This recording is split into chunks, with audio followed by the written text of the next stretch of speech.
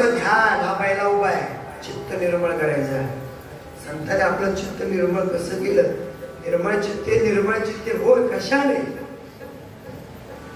देवाच्या चरणाचं ध्यान, देवाच्या रूपाचं ध्यान. ते केल्यामुळे तुकोबरा म्हणतात, तुका म्हणे चित्त निवांत राहिले कशाने? ध्यायती पावले विटेवरी, विटेसे सुख नोहे भक्ती रस, पुढता भक्ती आस सेवा हे. देवाचं ध्यान चित्त शुद्धीचा पहिला उपाय. दुसरा उपाय काय? देवाच्या नामाचं स्मरण.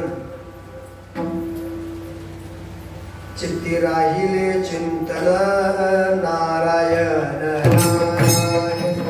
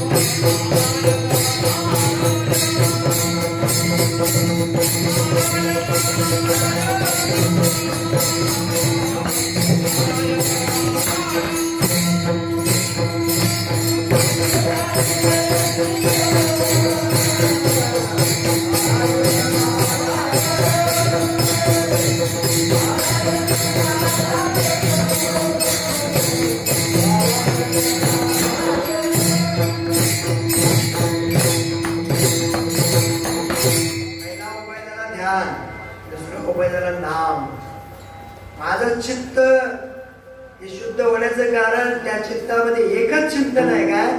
नारायण नारायण.